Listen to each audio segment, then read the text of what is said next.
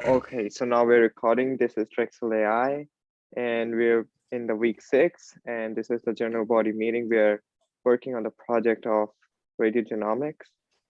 And so far, we have done the pre-processing of the clinical data.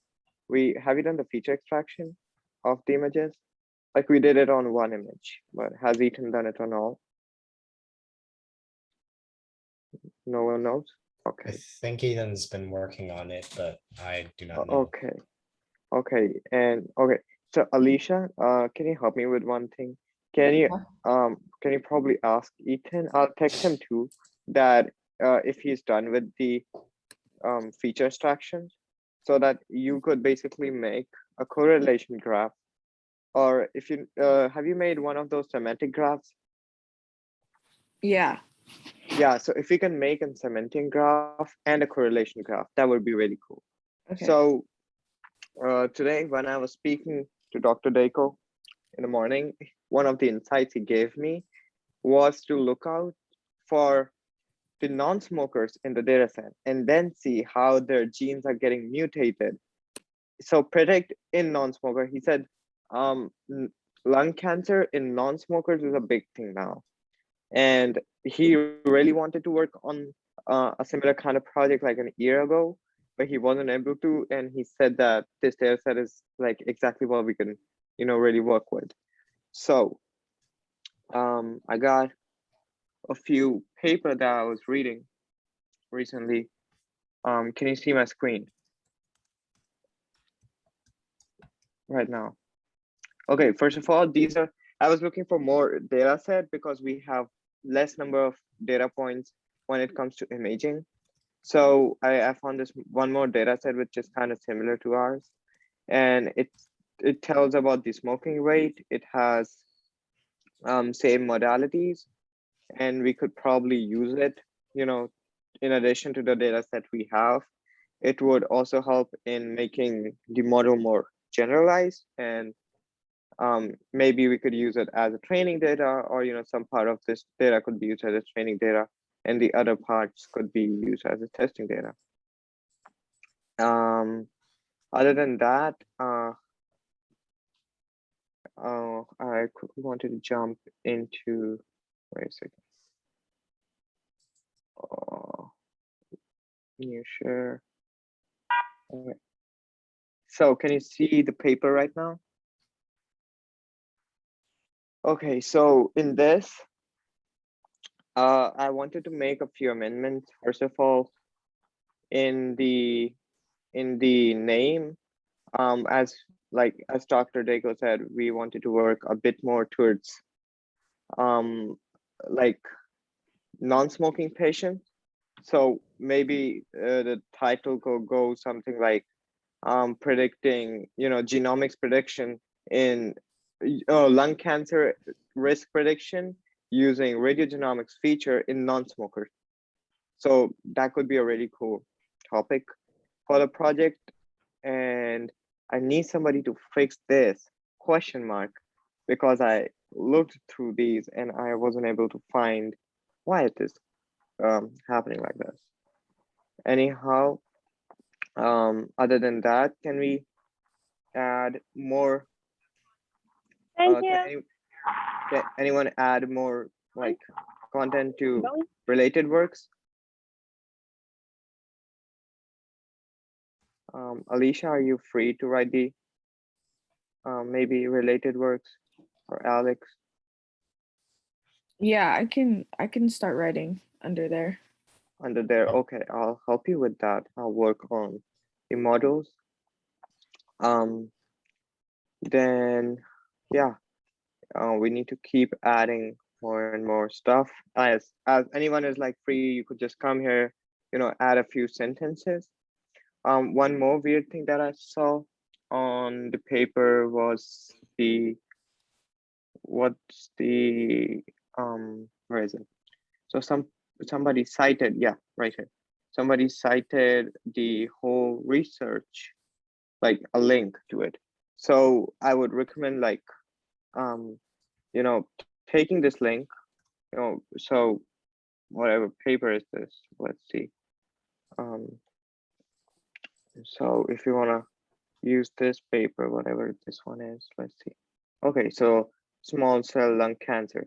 So you could just go cite and you could export citation as bitdeck, right?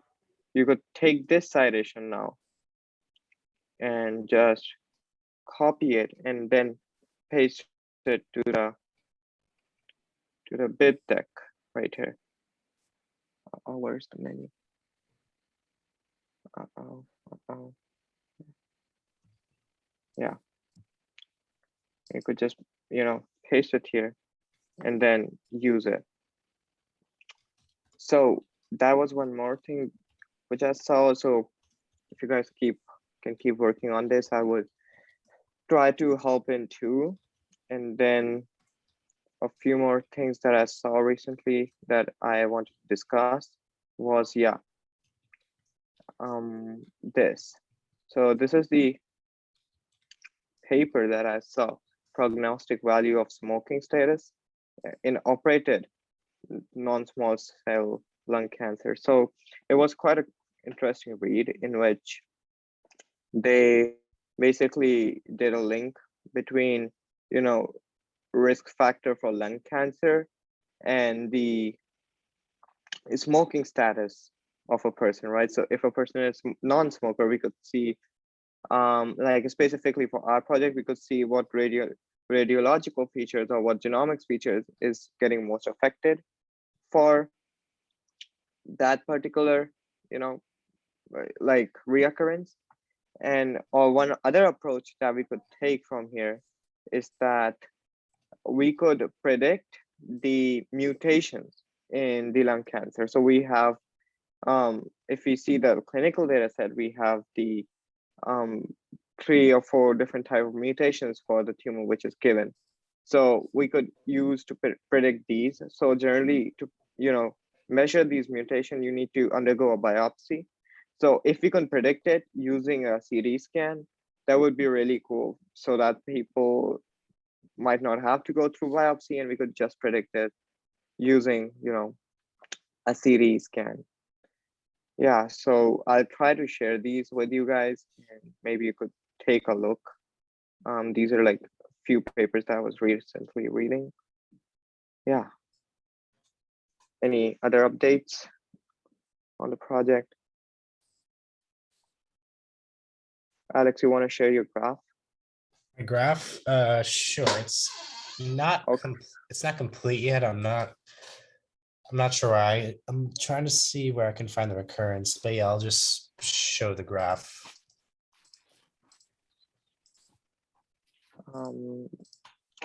Okay, so related work, here related work is basically you look up for things which has been done in the past. So you just cite more and more authors who have done similar kind of work or maybe different work, but in a similar field, right? So if you can cite that this person has worked in non-small lung cancer, he got this, and then this person worked in radiogenomics, he got this. Similar kind of approach. Yeah. Okay. So yeah, this grid has to do with, it's called a correlation matrix. It's one way to view how different like variables or categories or their features, how they compare against each other.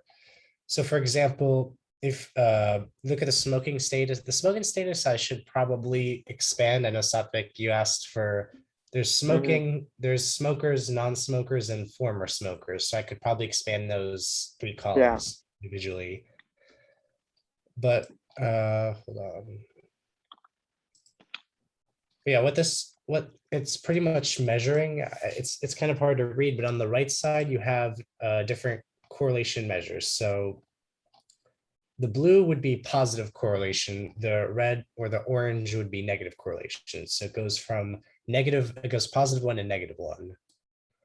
And if they're more red there, that means it's highly correlated, or if it's blue, is it highly correlated?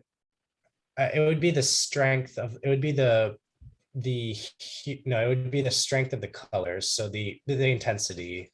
So you see how like this orange -0.6 is more intense than this orange Yeah. -0.2. No, that's not my question. So you have like two range, blue to red, right? So which Yes. one is like, what does like blue signifies and what does red signifies? Which one is like more like says that, okay, this is highly correlated with this. For example, if you have smoking years, the smoking status would be highly correlated, right? Yeah. Yeah. So how is that working?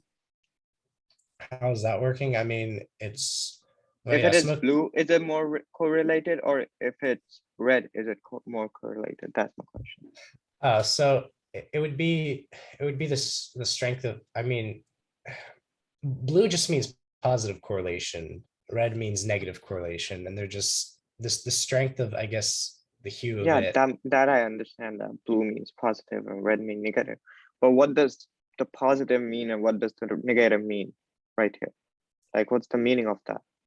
What's the meaning? So if the means, it means that if it's higher vibrancy of the color means there's more correlated, and the more correlated just Mhm. means the features are related to each other, and in terms of the machine learning Can you model. show the blue graph? The graph on the right side. Yeah. Yeah. So can you zoom out a little bit? So here you see there's a spectrum from starting from blue to deep red, right? So if say Yeah. there's a gradient, a dark gradient here as well on the topmost part and also on the bottommost part, right? So Yeah. say there, if there is extreme blue case, so does that mean two things are very correlated, or does that mean they are not correlated at all? If two things are extreme blue. Blue, like No. right there, yeah. Oh, like here. Yeah. I mean, that's 0.5, 0.3, 0.3. I mean, they're not necessarily correlated to each other, but I mean, okay, I think I get what you're asking. Yeah, I would say this group is, I guess they're correlated with each other because you compare them against each other. I think that's your question. Yeah. Alicia, what do you think?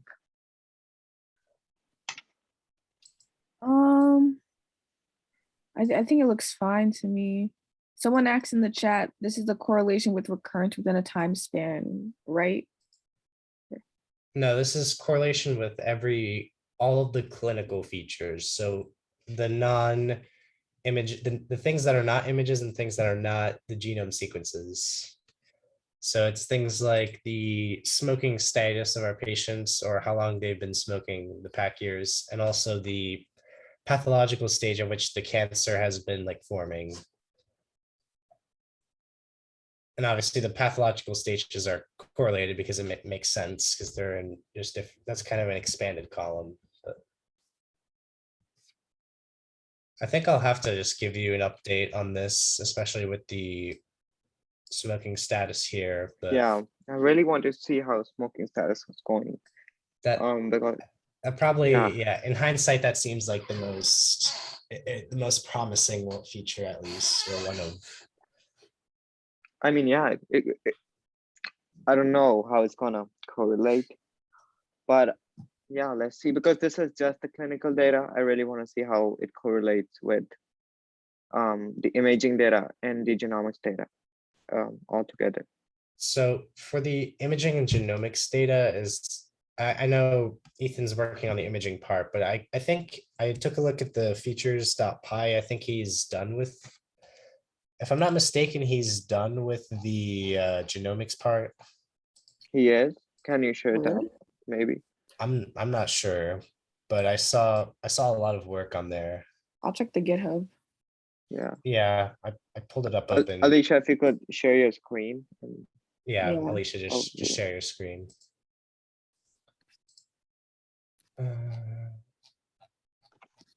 Yeah, he does have preprocessed RNA sequencing, and he does apply some functions. So I guess I could use his function, but I don't know if I have access to the RNA sequencing.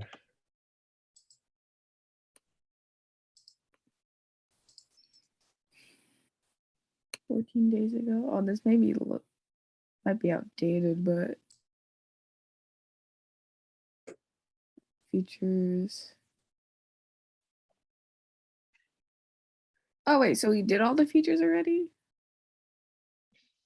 Oh, calculate features.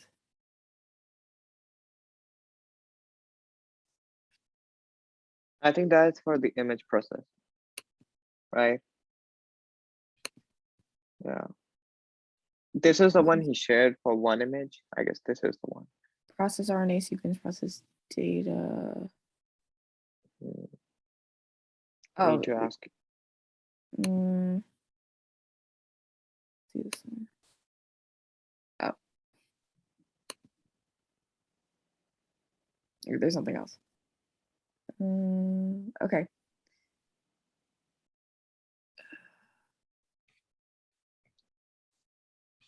Yeah, I have no idea. I don't think the task list is up to date either. And I'm guessing he has yet to push his changes into the repository. Maybe. Yeah. Yeah. That could be a thing. I'll text Ethan real quick. Yeah. Does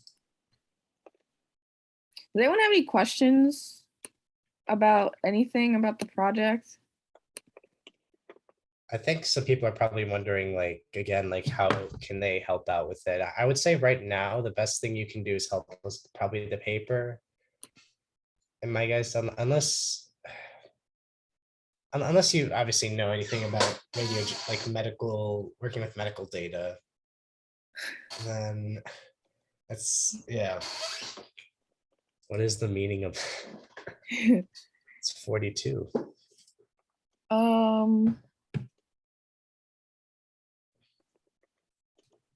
Yeah, the main way to help out is the paper. Oh, someone accidentally put, yeah.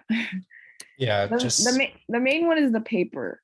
Just go on the overleaf. Because there's a lot of information that just needs to be just to research, basically. It's a broad topic in my opinion. So yeah, just find a formal scholarly academic journal, use that, make sure to also cite it, because this is not like Word document citing, this is LaTeX, so you have to do like the slash commands, but just look at what's already there and just copy what's there and you'll be fine with it. Yeah. And if the medical side of the research doesn't interest you, that's fine. You can look at the deep learning side of it and put it in the introduction or the related work. Yeah, Satvik, what transformer were you thinking of us using? Oh yeah. Oh, I don't know if we talked about that last time. No, we didn't. Oh wait, we are. There was this. I think we will. I mean, I don't know yet, but that was the one which came into my mind, like for, yeah, as a probable. Yeah, I'm not yet sure.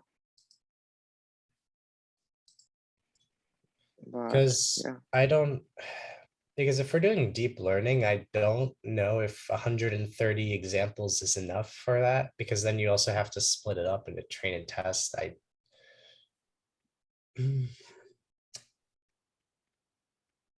think it's too simple. It sounds too simple for a deep learning model.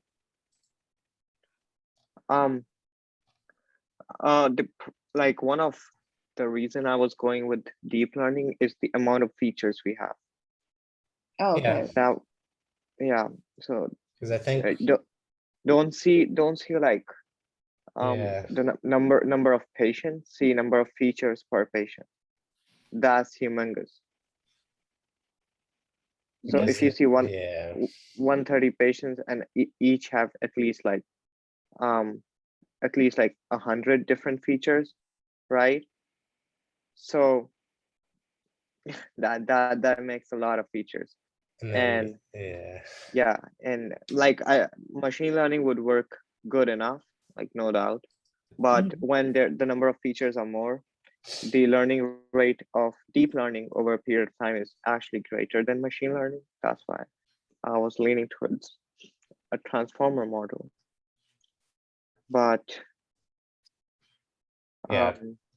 Does anyone actually like want to research different transformer models? If you haven't like, yeah, if you want to get like involved with this and you haven't done anything, I think also researching different transformer models, Yeah, you could like that- transformer models or that'd be a big help.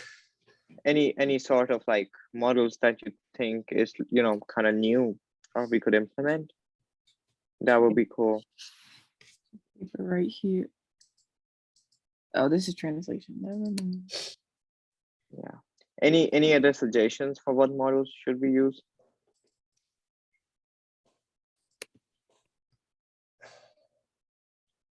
Can you like Uh, show us the sequencing data as well? Because that's like kind of like a matrix. It's like a grid of data as well, right? I don't have the I don't have that genomics data. either. Ethan has it. Yeah, Yeah, Ethan 'cause has it. it's 90 Yeah. gigabyte. Yeah. Yeah, he downloaded the data, so I don't have it yet. But I'm looking through a few deep learning models. Because like the models we saw were that we were thinking about were what, like random forest or something. That was that's not something deep that learning we were. though. Yeah, that's not deep learning. Yeah. That was mostly because that was mostly for comparing our deep learning with. So as a validation model, we needed something. So I am just there was a paper I read in which they used a model. I really want to see which one it was. Yeah. Anyone has any questions? Yeah. Does everyone know what a random forest is? Because I can explain that real quick. I was gonna ask a question about if we figured out how to do the citing thing, for like citing papers on Overleaf. You know how to do it? I was asking if we figured it out. Oh, did we figure out? No. If you know how to do, if you know how to figure it out, just feel free to fix it. Okay. That will be good. Where did it go? What was the purpose of the transformer again? The transformers basically help us weight different features that we are inputting. So it automatically weights the one which are the most useful and the ones which are not that useful, and kind of take the inputs in different weights at the very starting. So which is really helpful when you're dealing with huge number of features. But again, because the number of instances are low, I'm not sure how good it's going to work.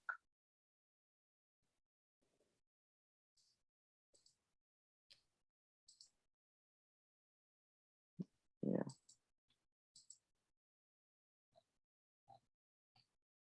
Any other questions? Can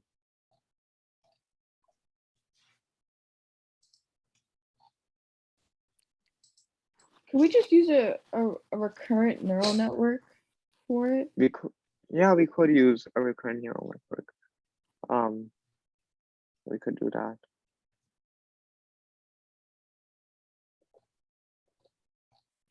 Because we're predicting, right? Basically. Yeah, we are doing a Yeah. classification. Yeah.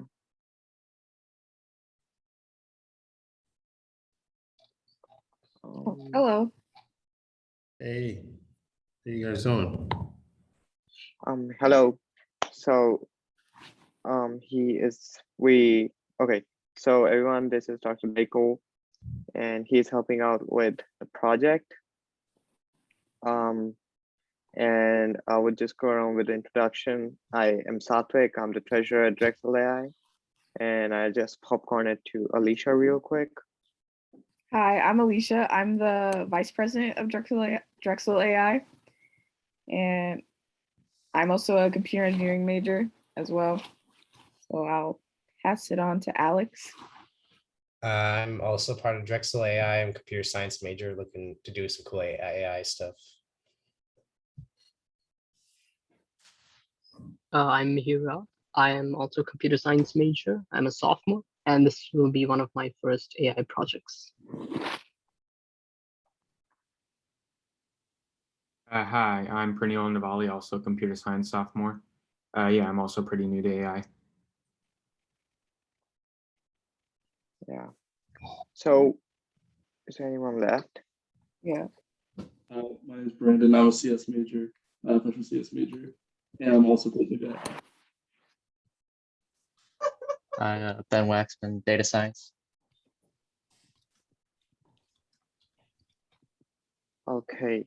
So we were just talking about the non-smoking thing. We talked about the non-smoking status of the patients.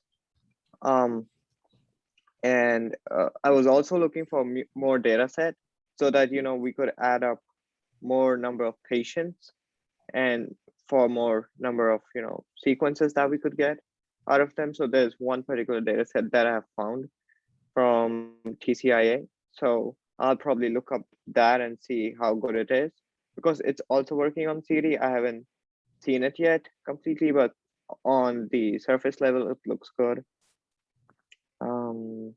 Yeah, if you have any insights, any comments to the team. Yeah. Hi, everybody. So like, my name is Farouk. I'm a cardiothoracic radiologist at Penn, and you know, I have some background in informatics and specifically imaging informatics as well. And a lot of my research is focused on global and population health. So this is right up my alley, right? So, you know, I've done some stuff in AI and cardiothoracic imaging specifically. So things like this. And I'm specifically also interested in publishing about lung cancer in never smokers.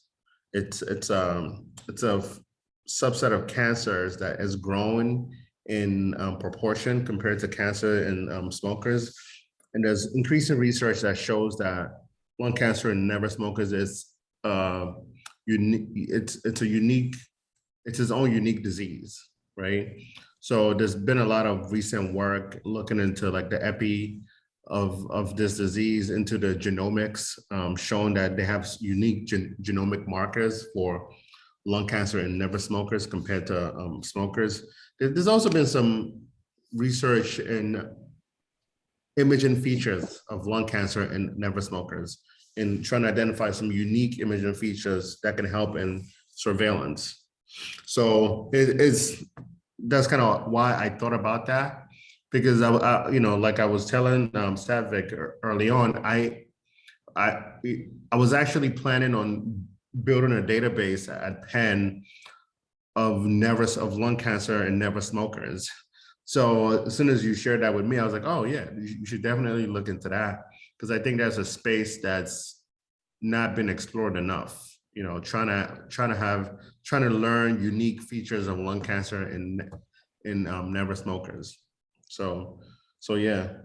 So I apologize that I just joined, and I'm actually on call. I'm actually working right now, so I can't stay for long. But I definitely wanted to stop by and say hi, and you know, just let y'all know that I'm here to help. Thank you, Dr. Daco. Thanks for joining us. Thank you. Thank you so much. Yeah. Yeah. Also, do you need any specific things on the research paper that you think is important for us to address? No, I mean, you know, I think really just trying to extract unique features of you know, on CT scan, right? Of the lung nodules. And, you know, we talked about also evaluating the environment around the lung nodules. Now, I do have to look at the data set again to see what the definition of never smokers is, because you technically have like 3 different categories. There's people who never smoked, and there's people who are current smokers and people who are former smokers. Yeah. So yeah, just make sure your data set you know, is sort of clean and differentiating these groups. Sure. Okay, I'll look into that. I think it's mostly divided, so we might not have to worry about that. Yeah. Yeah. Also, do you have any suggestions for the deep learning model to use for this specific project? I gotta think about it. To be honest with you, I don't. I haven't really. I haven't really dove that deep into it. Mhm. As far as like the specifics of it, but we should definitely talk about that like in the next like week or so. Sure. Did you have any ideas already that you guys are planning on using? I had an idea of transformers, that we could use transformers to, make a classification, because transformers add like weights depending upon how important a feature is in the Okay. correlation. It automatically weights it and then make a classification, which would make us easier to do the job. So that was the one consideration I had so far. Okay. Yeah, and I can definitely connect you with some of my colleagues who are more on the technical side of things to sort of brainstorm the specifics. I usually work with folks like that doing this kind of work. Sure. I would also speak to Dr. Kim about what models to use. So yeah, also if you could connect me with someone, to discuss, that would be really great. Of course, yeah, definitely. Yeah, yeah. I'm also speaking to Dr. Kantos on November 3. So maybe she would have some ideas. Yeah, no, she does this stuff, right? Like, so Yeah. she's the person that if I was doing a project, she's the one I'll talk to sort of, give advice and things like that. So you definitely I need like a computer science person like her to really pull this off. There's just one of my colleagues I also work with. You can look him up. His name is James Gee. Okay. He's also at Penn. So just look him up and see some of his work and see if you think he could be of help as well. Okay. Okay. I'll look him up. I work with him a little bit more closely, but Dr. Cantos is available for for consultation as well. Yeah. Okay. I have a meeting with her scheduled for November 3, so I'll just speak with her and see how things are going on. Yeah.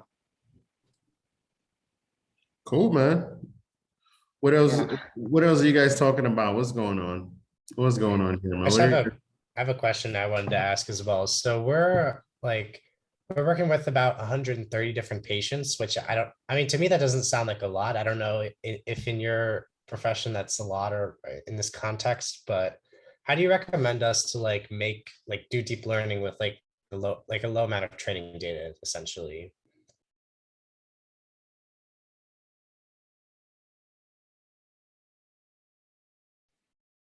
You're on mute. You're muted. All right. I think most people would say like 100 cases, is a small data set, right? Was it 100 cases that you shared with me, Saturday? I thought it was like 200. Yeah, it's around 200.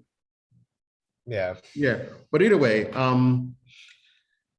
yeah, I mean, like some people like use the same sort of data set for like training and sometimes testing, which obviously is not ideal.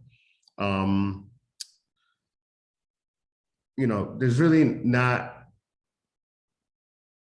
too many ways, in my opinion, to overcome a lack of data diversity, right? So I think ultimately the key is to get a more representative data set of the population, something that's more like generalizable. Otherwise, I think you're still going to run into problems,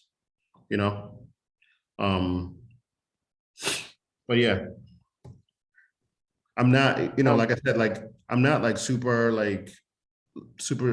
I'm not super technical when it comes to this stuff.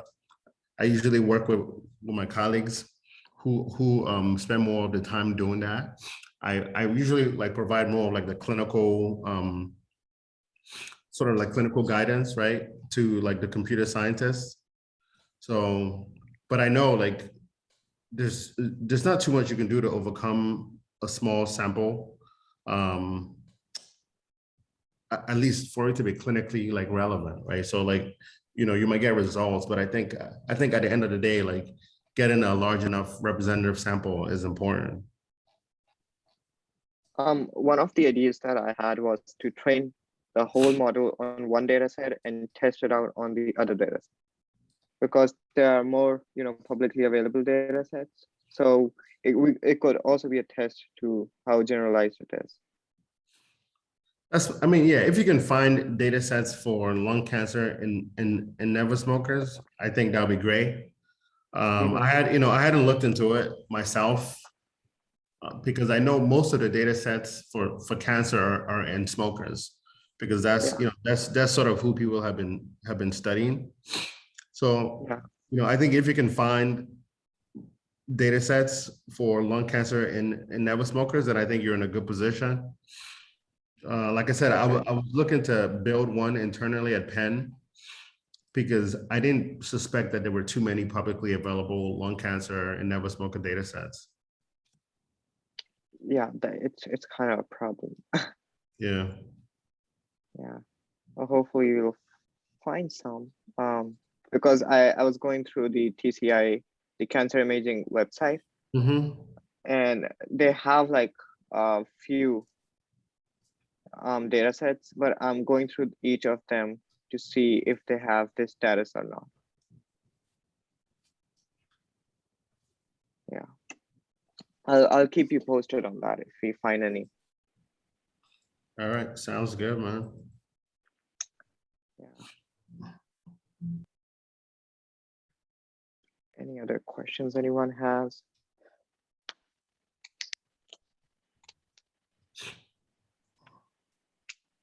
So is this the only, so you guys are all working on this, you're all trying to work in this particular data set, just to get a sense of what's going on here?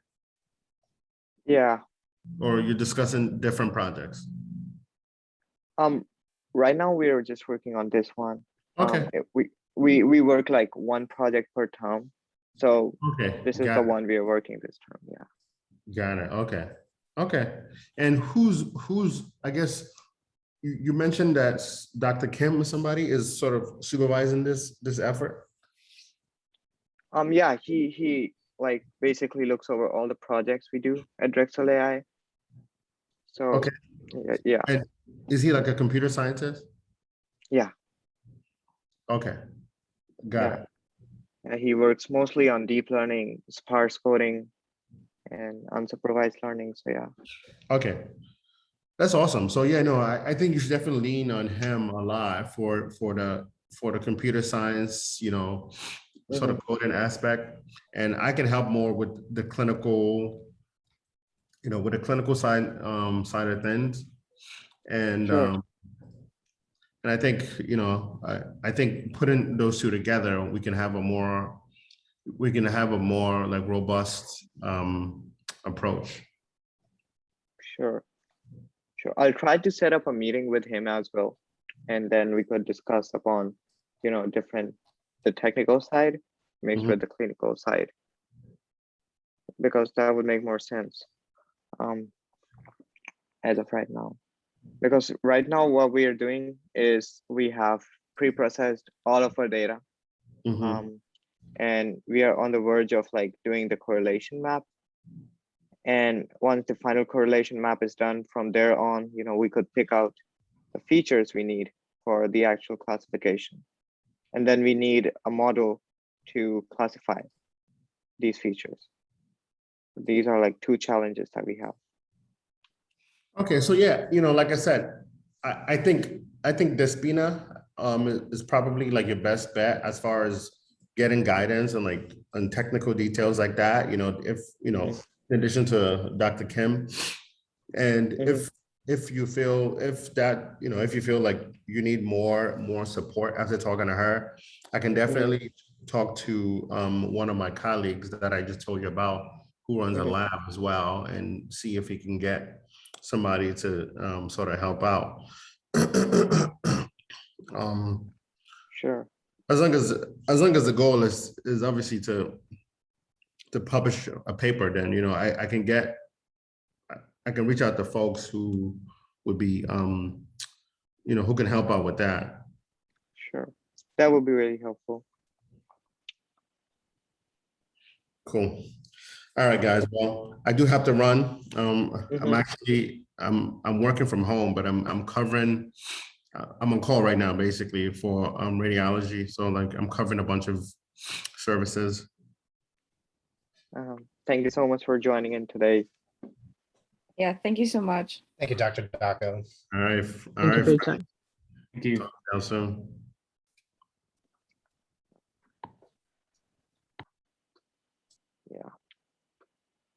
Yeah. So anyone has any questions, any insights?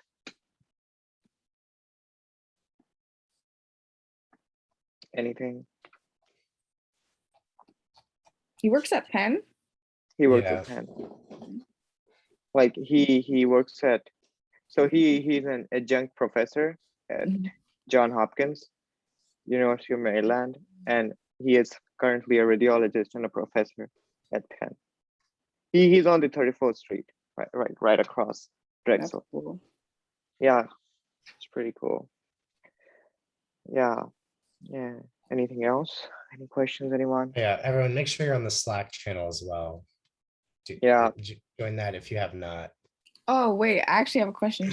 Since we didn't meet last Friday, and I think the Friday before that, should we meet on Friday? Sure. We could meet on Friday. Wow, okay. We could meet on Friday sometimes. Yeah. Yeah, because I think the weekend might be busy, like Saturday, Sunday for people, but yeah, Friday would be a good day. Yeah. Hopefully Friday night. Just to like, Yeah, I'm free Friday night. You are? Yes, I am. Okay. Friday at 10 we'll meet, or 9:30. No, I'm just kidding. No. I'm not free then. No. Um, Yeah, Friday we'll put out all the details in the Slack channel. Make sure you join it if you're not in it already. yeah. And I know lots of other clubs use Slack anyways, so it's good to make an account. please fill in the research paper, because that would take the most time. I don't want to, feel like we finished the paper and then really like we finished the project and the paper is due and we're just not doing anything with it. So I don't want that with this paper. So please keep adding stuff, keep adding more and more citations. I'll try to look into why the citation is not working. I'll try to contact Overleaf with that. Maybe. Do you think Ethan knows how to do that, or should just research that, figure out how to do that? What for? The citation part. Oh, can he fix it? Do you think he knows how to fix it, or should we? If you know how to fix it, go ahead. Yeah. We can ask Ethan. He probably knows too. Yeah, Ethan might know. I'm not sure. Yeah. Yeah, because he asked me to fix it. But for now, even though it won't show on the main paper, put it in the references.bib file though. Yeah.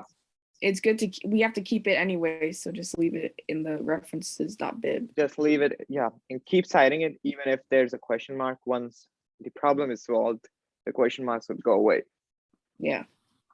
I can work on the ethics and bias section. Before I even do anything to the paper, who do I run the information by? You could just add it, dude, to be honest. Oh, okay. Yeah, I mean, just make sure it's coming from a, so when you're okay, let me quickly show you one of my favorite journals when it comes to ethics. It's called, I don't know, there are so many tabs open. What the, one second. Yeah, I'll just,